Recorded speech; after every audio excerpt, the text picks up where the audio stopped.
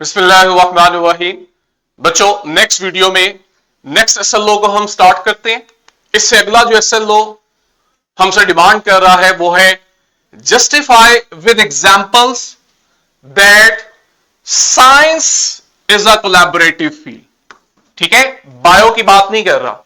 Stress दिया है कि आपने एग्जाम्पल से समझाना है कि साइंस एक कोलैबोरेटिव फील्ड है। कोलैबोरेटिव फील्ड का मतलब है जहां पे दैट रिक्वायर्स इंटरडिसिप्लिनरी रिसर्चर्स, यानी डिफरेंट डिसिप्लिन्स के फिजिक्स, बायोकेमिस्ट्री, इकोलॉजी, ठीक, डिफरेंट डिसिप्लिन्स जो है इन्हें जो पढ़ते हैं, जो इन डिसिप्लिन्स में रिसर्च करते हैं, उन्हें हम कहते हैं इंटरडिसिप्लिनरी रिसर्चर्स। तो कहते हैं साइंस जो है, एग्जाम्पल से बताओ कि ये कोलैबोरेटिव फील्ड है जहां पे डिफरेंट साइंटिस्ट मिलके काम करते हैं। That require interdisciplinary researchers working together, जो मिलके काम कर रहे हैं to share knowledge and critique ideas, जो एक दूसरे के साथ अपना नॉलेज शेयर करते हैं और एक दूसरे के काम को क्रिटिक करते हैं ताकि उसके अंदर इंप्रूवमेंट ला सके। ये आपके नेक्स्ट एसएलओ की डिमांड है। नया एसएलओ है, पहले मौजूद नहीं था, तो इसकी सिग्निफिकेंस है। नॉलेज जो हमने निकाला है वो है साइंस अ कोलैबोरेटिव फील्ड।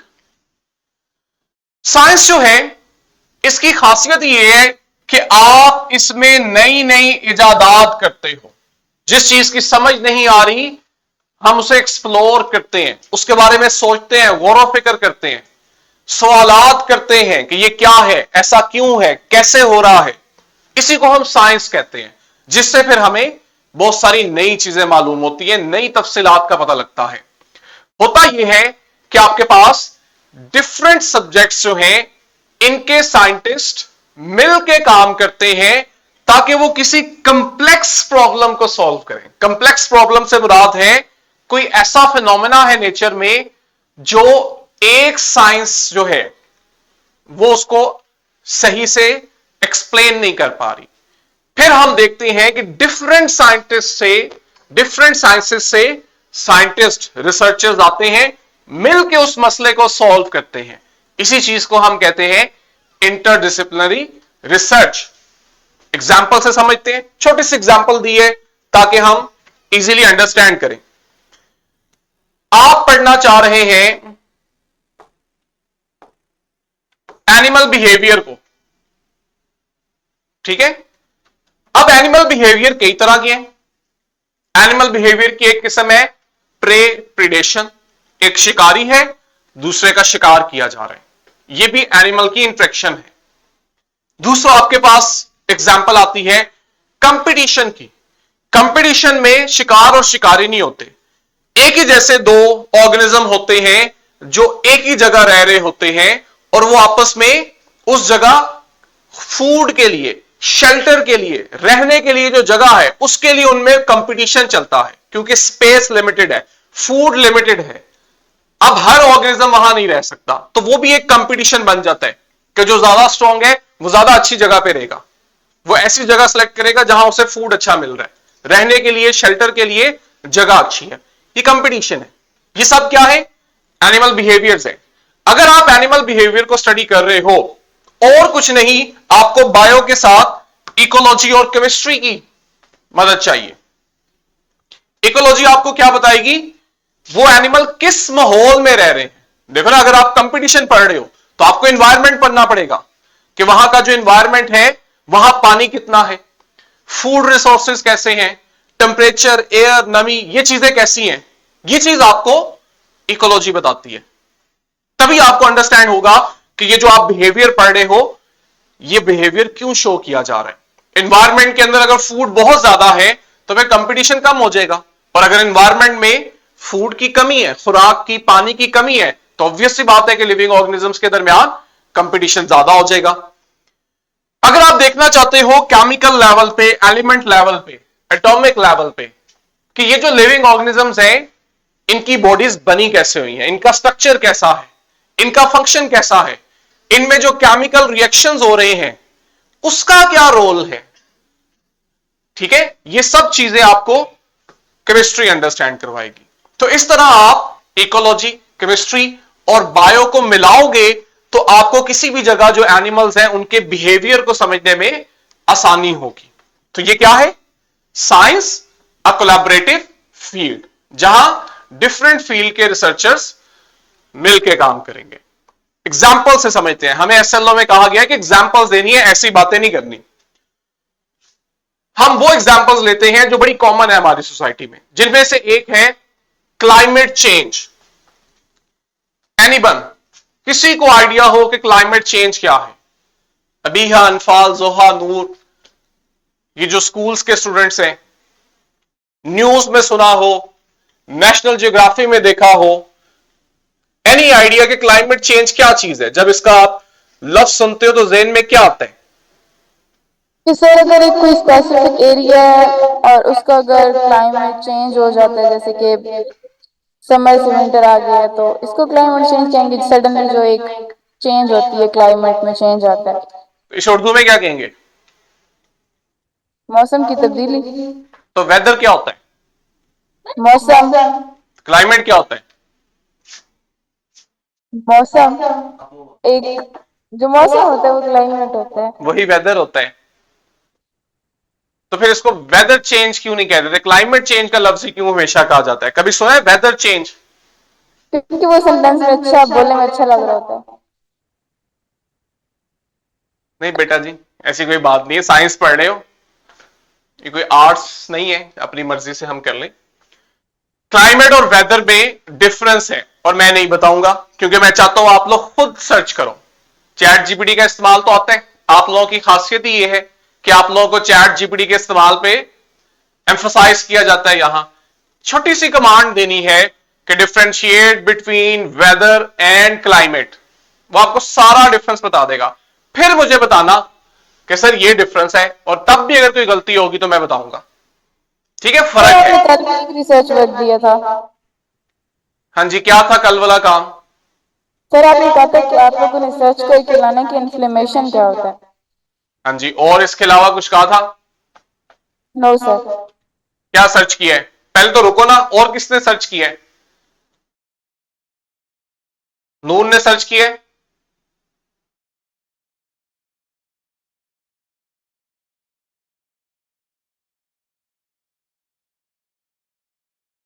नूर कैमरा बंद करने का नहीं कहा, ये पूछा सर्च किया है कि नहीं। जोहा ने? हाँ जी जोहा, क्या है? सर इन्फ्लेमेशन जो होता है बॉडी डिफेंस मैकेनिज्म। क्या होता है? कोई सिम्टम, कोई इलामात बताओ। सिम्टम्स देखेंगे सर। तो ये नहीं देखा, बस एक लाइन देखी है कि ये बॉडी का डिफेंस नो सर, मैकेनिज्म है। वो टैब नहीं खुली थी वो जिधर मैंने सर्च किया था। बेटा चैट जीपीटी किस बिला का नाम है? सिर्फ एक सर लफ्ज उसी लिखना से है पूछा है। इन्फ्लेमेशन और वो आपको बता देगा। ऐसा नहीं हो सकता उसने ना बताया हो। हाँ जी, नूर ने कुछ देखा है? क्या पता लगा है? सर रेडनेस होती है, हीट होती है, स्वेलिंग होती है, लॉस ऑफ फंक्शन होता है। गुड, शाबाश। ठीक है, इन्फ्लेमेशन एलर्जिक रिस्पॉन्स है। हम इसको अभी डिटेल नहीं देखेंगे। सिम्टम्स क्या आती है आप देखते हो, जिस जगह इन्फ्लेमेशन हुई है वो जगह रेड होती है। तो पहली आप देखते हो बड़ी कॉमन सिम्टम रेडनेस होती है। रेडनेस क्यों हो रही होती है? लॉजिक बड़ी सिंपल है कि वहां ब्लड का फ्लो बढ़ता है।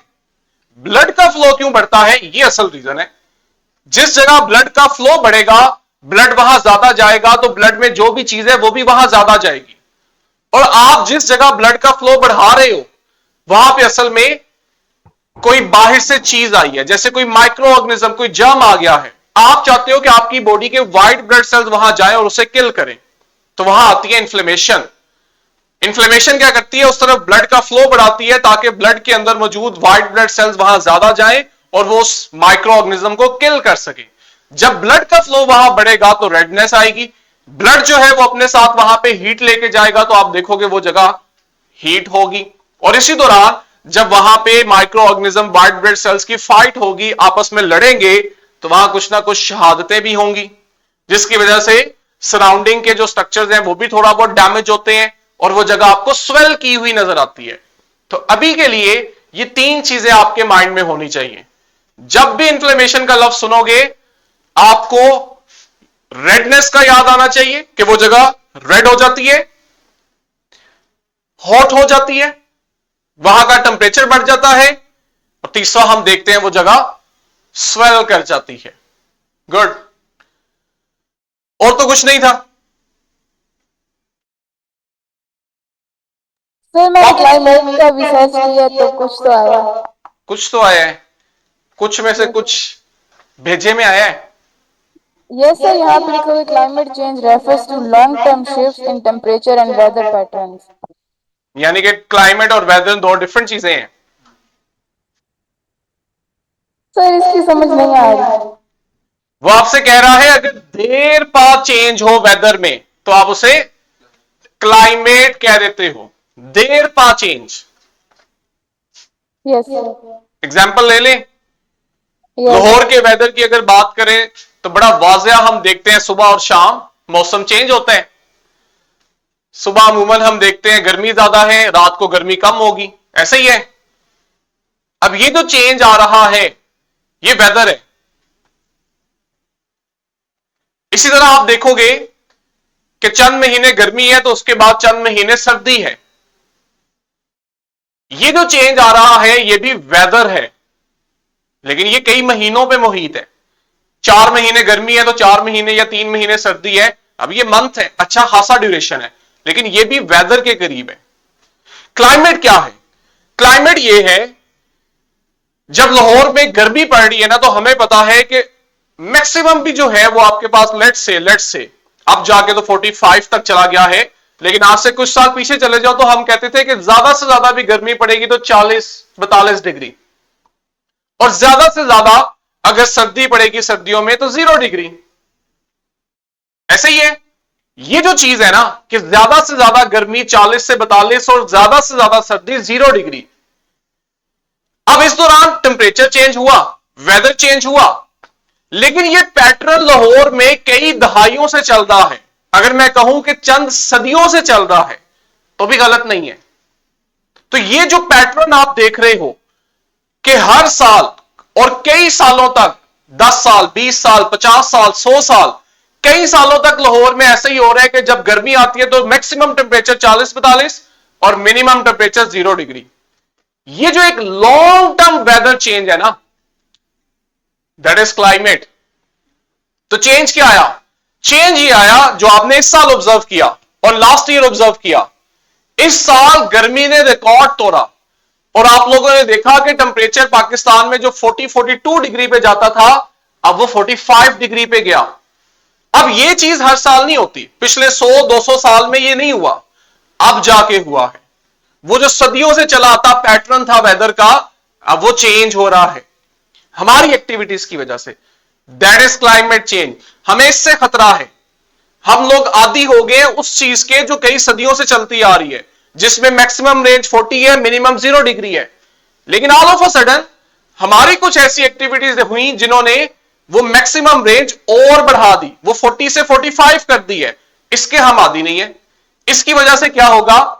हीट शॉक वेव्स आएंगी, जिससे आप देखोगे लोग बेहोश भी होंगे, और अगर ज्यादा सीवियर केस देखोगे तो डेथ भी होगी, जैसा कि आज से कुछ सालों पहले कराची में हमने बहुत देखा था। हीट वेव आई थी और बहुत डेथ हुई थी। क्यों? क्योंकि उन लोगों को इतने टेम्परेचर की आदत नहीं है। समझ रहे हो? ये क्लाइमेट चेंज है। हमारा कंसर्न ये है, हमें इससे खतरा है। अगर ग्लोबल लेवल पे देखो, टेम्परेचर बढ़ने का नुकसान ये हो रहा है कि आपके जो नॉर्थ और साउथ पोल है, ठीक है ना, दुनिया है ना, दुनिया का एक नॉर्थ पार्ट है और एक साउथ पार्ट है, जिसे आप नॉर्थ और साउथ पोल कह रहे हो, जो उनकी पीक्स हैं। वहां पे सर्दी बहुत ज्यादा होती है। वहां हमेशा आप देखते हो सारा साल बर्फ ही रहती है।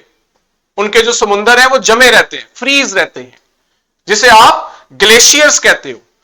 जब आपकी अर्थ का टेम्परेचर इंक्रीज हो रहा है तो वो ग्लेशियर मेल्ट कर रहे हैं, और वो ग्लेशियर जब मेल्ट कर रहे हैं तो समुंदर में पानी की सतह बढ़ रही है। समुंदर में पानी की सतह बढ़ने का एक नुकसान ये हो रहा है कि वो जो पानी की सतह बढ़ रही है वो खुश्की की तरफ आ रही है, और हमें खतरा है कि आने वाले चंद सालों में आप देखोगे दुनिया के बहुत सारे बड़े शहर जो हैं वो समुंदर के नीचे आ चुके होंगे, जिनमें से एक बड़ा फेमस है इंडोनेशिया का, कैपिटल जकार्ता, इसको थोड़ा सर्च करना, इसके बारे में बकायदा उनकी गवर्नमेंट ने काम शुरू कर दिया है कि आने वाले 20 साल में जकार्ता जो है ये समुद्र के नीचे गर्क हो चुका होगा और हमें एक नया शहर आबाद करने की जरूरत है। वो अपनी पॉपुलेशन को आहिस्ता आहिस्ता वहां से निकाल के एक नई सिटी के अंदर ट्रांसफर कर रहे हैं। तो अब ये देखो एक मैसिव लेवल पे एक काम हो रहा है और इसके हम पे इफेक्ट आ रहे हैं। ठीक है, इसी तरह दूसरी चीज जो चेंज हो रही है वो ये, ओशन जो है ना, ये आपकी जमीन के गिर्द जो एयर है उसके फ्लो को रेगुलेट करते हैं। हवा की जो फ्लो है, मूवमेंट है, ये आपके वेदर को इफेक्ट करती है। ये जो आप देखते हो गर्मी सर्दी बारिश, ये असल में एयर करंट होता है जो ये डिटरमिन कर रहा होता है ग्लोबल लेवल पे। जब ओशन लेवल डिस्टर्ब हो रहा है तो उसकी वजह से एयर करंट चेंज हो रहा है, एयर करंट चेंज हो रहा है तो ग्लोबल लेवल पे वेदर चेंज हो रहा है, जिसके हमें इफेक्ट देखने पड़ रहे हैं। ये बहुत वसी टर्म है। अब ये आपके पास आज से 100 साल पहले जब कोई क्लाइमेट चेंज की बात करता था तो उसका मजाक उड़ाया जाता था, लेकिन आज ये एक हकीकत है जिसके ऊपर आपके पास बकायदा यूनाइटेड नेशंस के अंदर कॉन्फ्रेंसेस होती हैं, प्रोटोकॉल्स बनाए गए हैं कि इस चीज को कैसे रोका जाए, अगर रोक नहीं सकते तो स्लो किया जाए ताकि हमें टाइम मिले इसके लिए तैयार होने को। ठीक है, इसको बकायदा मैं आप लोगों को एनिमेशन के साथ दिखाऊंगा। आज तो हमारे लेक्चर का टाइम कंप्लीट हो गया है, लेकिन कल इंशाल्लाह ये देखो आप लोगों को बकायदा इस एनिमेशन में डिटेल दिखाऊंगा कि क्लाइमेट चेंज क्या चीज है, इसका इफेक्ट क्या आ रहा है, हमारे मकासद क्या है जो क्लाइमेट चेंज का बायस बन रहे हैं, और दुनिया के कौन कौन से खित्ते हैं जो इससे मुतासिर हो रहे हैं। एक्स्ट्रा इंफॉर्मेशन है लेकिन समझने के लिए जरूरी है। चेस एकेडमी आए हो तो रवायती अंदाज से तो नहीं ना पढ़ना। कल इंशाल्लाह हम इसको यहां से स्टार्ट करेंगे। एडवांस पढ़ के आओ, क्वेश्चन बैंक को प्रैक्टिस करके आओ, ताकि जब भी एसएलओ कवर हो हम उसे अच्छे से डिस्कस कर सकेंगे। नेक्स्ट वीडियो में मिलेंगे इंशाल्लाह बच्चों, तब तक के लिए अल्लाह हाफिज।